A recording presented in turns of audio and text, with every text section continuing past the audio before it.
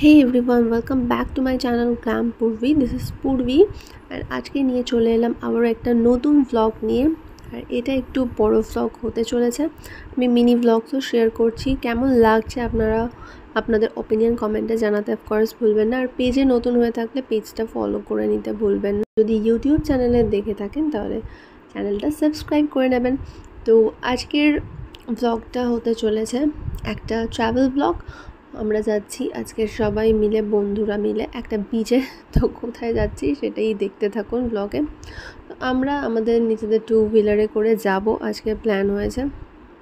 এটা খুবই কাছে আমাদের বাড়ি থেকে, আর সেই জন্য আমরা যখন তখনই বেরিয়ে পড়ি। ইয়ারলি 3 থেকে 4 বার গিয়েই থাকি। আর কখনো টু হুইলার, কখনো ফোর হুইলার, যখন যেটাতে করে ইচ্ছা হয় যাই। তো এখন ছিল প্রপার উইন্টার সিজন, আর আমরা সবাই বেরিয়ে পড়েছি। এখানে এসে সবাই ওয়েট করতে, সবাই একসাথে হলে দেন আমরা আমাদের জার্নি স্টার্ট করবো। আর যেরকমটা দেখতে পাচ্ছেন রাত্রিবেলা কুয়াশা, মানে অপূর্ব দেখতে লাগছিল রাস্তাটা। এরকম এক্সপিরিয়েন্স আগে কখনো হয়নি। আমরা বেরিয়েছিলাম ভোর 4টের সময়। পুরো সাদা হয়েছিল রাস্তা ঢেকে, ফগ, আর দেখতে অপূর্ব সুন্দর লাগছিল। আর আমরা সেই কুয়াশা ভেদ করতে করতেই আমাদের ডেস্টিনেশনের দিকে যেতে চলেছি। খুব সুন্দর ওয়েদার ছিল, বাট বিশাল ঠান্ডা ছিল। আর হেলমেট, ড্রেস সব কিছুই ভিজে যাচ্ছিল। এতটাই ফগ ছিল রাস্তায়, মানে দেখে মনে হচ্ছিল এটা কোনো পাহাড়ি রাস্তার মধ্যে থেকে আমরা যাচ্ছি। কারণ পাহাড়ি রাস্তায় গেলে এরকম মেঘ দেখতে পাওয়া যায়, এরকম সাদা মেঘে ভরে থাকা রাস্তার মাঝখান থেকে আমরা যেতে থাকি। একদম প্রপার পাহাড়ি রাস্তার মতো দেখতে লাগছিল। আমরা একটুখানি রেস্ট নিয়ে দাঁড়িয়ে দেন আবার স্টার্ট করেছিলাম। যেহেতু 130 কিলোমিটারের মধ্যে, তাই একটুখানি ওয়েট করে দেন আবার কন্টিনিউ করে আমরা ফাইনালি আমাদের হোটেলে পৌঁছে গেছি। আর এটা হলো আমাদের হোটেল। খুব সুন্দর একটা প্রপার্টি, আর এরা একটা ফ্ল্যাটের মতো। আমরা একটা 2 BHK অ্যাপার্টমেন্ট নিয়েছি।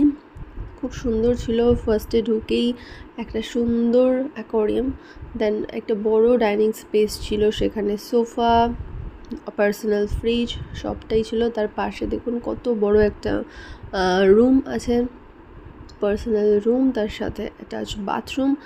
দেন ওখান থেকে আমাদের পাশেই একদম বাচ্চাদের খেলার পার্ক দেখতে পাওয়া যাচ্ছে জানালা থেকে। বাট আমরা এখন একটু পরেই জানালা দিয়ে এসি চালিয়ে দেবো, যেহেতু প্রচণ্ড গরম। মানে রাত্রিবেলা খুবই ঠান্ডা আর সকালে গরম, এরকমই ছিল ফেব্রুয়ারির শেষের দিকের ওয়েদারটা।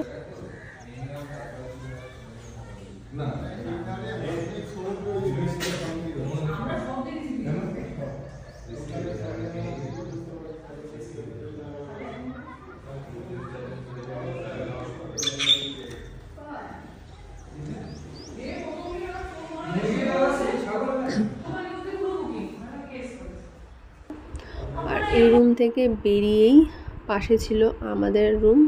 দুটো রুম, দুটো ওয়াশরুম, তার সাথে অ্যাটাচ ডাইনিং, পার্সোনাল ফ্রিজ দিয়ে।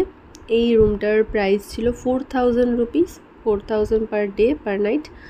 তো ওভারঅলি খুব সুন্দর এক্সপিরিয়েন্স। আপনারা যদি অনেক ফ্যামিলি মেম্বার্স একসাথে যান তাহলে অফকোর্স এই অ্যাপার্টমেন্টটাতে থাকতে পারেন। অনেক ফ্রেন্ডসরা একসাথে যান তখন থাকতে পারেন। আমরা ছিলাম 5 থেকে 6 জন মতো, তো তাই জন্য আমরা এইটাতেই স্টে করে, আর একসাথেও থাকা যাবে, সবাই মিলে গল্প করা যাবে। তো সেই হিসেবে আমরা এই অ্যাপার্টমেন্টটা নিয়েছি। তো দিন যতবার ঘুরতে গেছি সবসময় তো আলাদা আলাদা রুমস নিয়েছি। এটা একটা নতুন এক্সপিরিয়েন্স, একটা মানে পুরো অ্যাপার্টমেন্ট বুক করে সেখানে একসাথে থাকা। তো দুটো রুম পাশাপাশি ছিল, বাট আমরা সবসময় কাটিয়েছি ডাইনিংটার মধ্যেই সবাই মিলে। ডাইনিংয়ে বেশ বড় একটা সোফা ছিল। আর ওভারঅলি আমাদের রুম ঢুকেই এরকম একটা টেবিল, সেখানে আমরা আমাদের জিনিসপত্র রেখে দিয়েছি। একটা ছোট ওয়ার্ড্রপ আছে, এসি অন আছে, তার সাথে খুবই নিট অ্যান্ড ক্লিন, একদম ক্লিয়ার ক্লাসি রুম।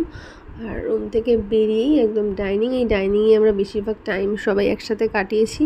আর বাইরের রোদটা জাস্ট দেখুন, মানে বোঝাই যাচ্ছে না যে এতটা ঠান্ডা ওয়েদার কাটিয়ে আমরা রাত্রিবেলা এখানে এসেছি। সকালে এসে এতটাই গরম মনে হচ্ছিল সামার সিজন পড়ে গেছে।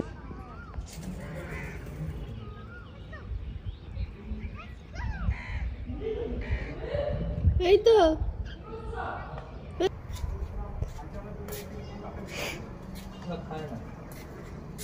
খায় না ছাগলু ছাগলু কথাবার্তা ছাগলু ছাগলু কোলে নিয়ে পাগলু বিছানায় ছাড়ি চলো বৈশাখীদের বিছানায় ছাড়ি এই ট্রিপের আগে আমি নেল এক্সটেনশন করিয়েছিলাম, তো কেমন লাগছে জানাতে ভুলবেন না। আর এসে দেখলাম স্কুটিটা ফগ আর ধুলো একদম কাদা কাদা হয়ে গেছে। আসার আগে স্কুটিটা এত সুন্দর করে ধুইয়েছিলাম, এরকম হয়ে গেছে দেখে আমি নিজে ক্লিন করে নিলাম। হলো এখানকার সুন্দর এই অ্যাকোয়ারিয়ামটা, এখানে ফিশগুলো কতটা কালারফুল আর সুন্দর দেখুন ঘুরে বেড়াচ্ছে। আমার তো ভীষণই ভালো লেগেছে এই অ্যাকোয়ারিয়ামটা।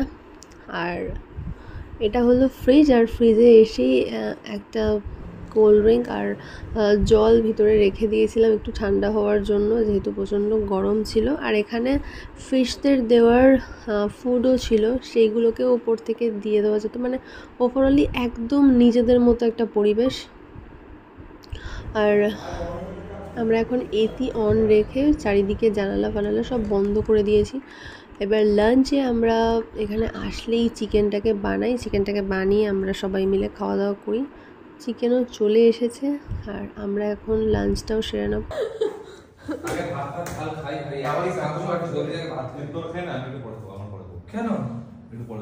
তেল হবে দেখিস তো, যদি গিলে পাস না দিস।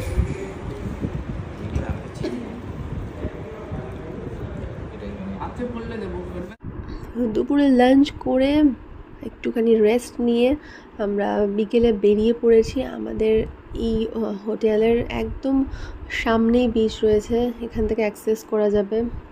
আমাদের রুম থেকে বেরিয়েই এরকম পাশে রয়েছে বাচ্চাদের খেলার পার্ক, তার সাথে ঝাউবন, আর একদম ওপারেই রয়েছে বিচ। এইটা ক্রস করলেই মানে সুন্দর একটা পরিবেশ আর সুন্দর ছিমছাম আবহাওয়া। আর আমাদের ভীষণই ভালো লাগছে, অনেক ক্যাকটাস হয়ে রয়েছে পাশে। আর এই যে বড় মতো এরিয়াটা রয়েছে, এটা ক্রস করলেই সুন্দর জলের পরিবেশ। বাট এখন যেহেতু ইভিনিং হতে যাচ্ছে তাই ভাটা ছিল। রাত্রে আবার 9টা-10টা থেকে আবার জোয়ার স্টার্ট হবে। আর জোয়ার না থাকলেও হাওয়া ছিল প্রচণ্ড পরিমাণে। আর আমরা এখানে খুব ভালো মতো সবাই মিলে টাইম স্পেন্ড করেছি। আর এখানে ঝাউবনটা অনেকটা বড় এরিয়া জুড়ে ছিল, এখানে আসলে ভিডিওস ফটোজ সব কিছু খুব সুন্দর আসবে।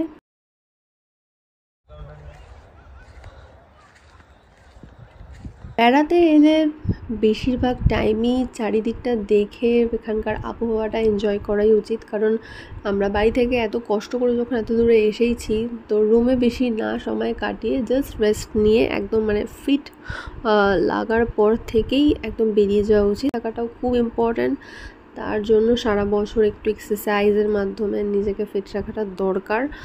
আর বাস এটুকুই। ঘুমটা একটু কম হলে গিয়ে ওই লাঞ্চ করে একটু 1-2 ঘন্টা ঘুমিয়ে নিয়ে তারপরে আমার মনে হয় চারিদিকটা এক্সপ্লোর করা উচিত, নতুন নতুন জায়গা।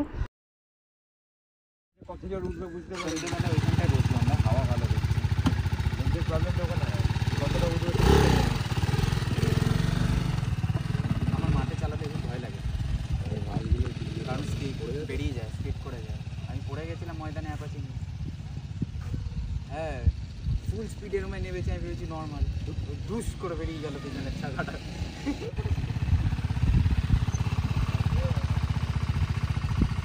তো সেই বিকেল থেকে সন্ধে অবধি আমরা ঝাউবনে ঘুরলাম, তারপরে ওখানে পার্ক দেখলাম, বিচের সামনে ঘুরলাম। এখন আমরা একটু এখানকার এই পার্ক এরিয়াটার দোলনাটাতে বসেছিলাম। এবার আমি রুমে চলে এসেছি, আবার রেডি হতে হবে, কারণ এখন যেমন আরেকটা বিচে। তো এসিটা এসে অফ করে দিলাম, কারণ সেই সকাল থেকে এসিটা চলছে আর রুমটা হয়ে আছে প্রচণ্ড ঠান্ডা, তাই এসিটা অফ করে দিলাম। এখন রেডি হয়ে আমরা বেরোচ্ছি বিচে যাওয়ার উদ্দেশ্যে। এটা হলো আর একটা মেইন বিচ, এখানে গেলে নানা রকম ফিশ ফ্রাই, তার সাথে নানা রকম পাপড়ি চাট, ফুচকা, ভেলপুরি, যেটা বিচের সামনে থাকে আপনারা সবাই জানেন, এগুলো পাওয়া যায়। তো এই জায়গাটা তো এক্সপ্লোর করতেই হবে আসলে। আর এখানে অনেক নতুন নতুন জিনিস আরও এক্সট্রা করা হয়েছে, এত কিছু ছিল না 5 বছর আগে যখন এসেছিলাম। 5 বছর আগে মানে আমরা প্রত্যেক বছরই 3বার করে 4বার করে চলেই আসি, মানে যখন একদম ফার্স্ট 5 ইয়ার্স আগে এই জায়গাটাতে আসতাম তখন এরকম ছিল না। আর এসে একটু রুম ফ্রেশনার ছড়িয়ে দিলাম রুমে, আর নানা রকমের চিপস কুরকুরে এইসব নিয়ে এসেছিলাম। আর বিচের নতুন একটা মোমোর দোকান খুলেছিল, মোমোটা ট্রাই করলাম, মোমোটা খুব একটা ভালো ছিল না, মানে আউটার লেয়ারটা বিশাল মোটা ছিল, যেটা একদমই ভালো লাগে না মোমোতে।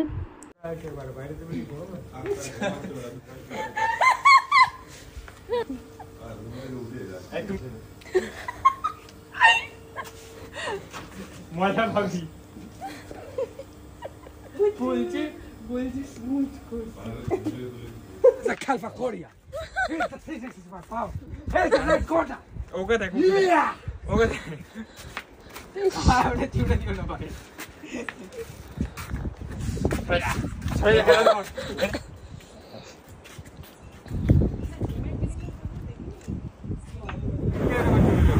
এই যে দেখেছিলাম না আমরা রেকর্ড ডিপটা বললেই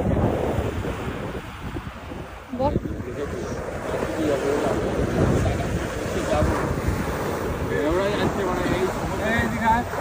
যদি আমি ওখানে থাকতাম নৌকোটা এরকম আমি কি বলি, আমি চালাবো, আমাদের একটা বোট হবে, আমি চালাবো। এই গেলে তোকে চালাতে দিই কেন, সবাই বসবে। দেখছি একটা মাফিনটা আমি বাড়ি থেকে নিয়েই এসেছিলাম রাতেবেলা ডেজার্ট হিসাবে খাবো বলে। তো কালকে আমরা রাত 9টার সময় বিচ থেকে ব্যাক করেছিলাম, আর সেই 9টা থেকে সবাই মিলে আমরা আনন্দ করা স্টার্ট করেছি, মানে আড্ডা দেওয়া। তো পুরো রাত 2টো অবধি আমরা এরকম এনজয় করেছি। দেন আজকে সকালে উঠে আমরা এখন রেডি হচ্ছি বাড়ি যাওয়ার উদ্দেশ্যে। আর চলে এসেছিলো আমাদের ডগি ফ্রেন্ড, তো তাকে কিছু রুটি দিয়ে দেওয়া হলো, অনেকগুলো রুটি বেঁচে গেছিলো, সেটাই খাচ্ছে দাঁড়িয়ে দাঁড়িয়ে এখন। আর যথারীতি সেরকম রোদও উঠে গেছে সকালবেলা, বাট স্টিল বাড়িতে যেতে হবে। আমরা সকাল সকাল উঠে পড়েছি, এখন আমাদের সকাল 9টা, আর মোটামুটি 2.5-3 ঘন্টার মধ্যেই আমরা বাড়িতে পৌঁছে যাব। তো আজকের ব্লগটা এখানেই এন্ড করছি, খুব তাড়াতাড়ি দেখা হচ্ছে নেক্সট ব্লগে, ততক্ষণ স্টে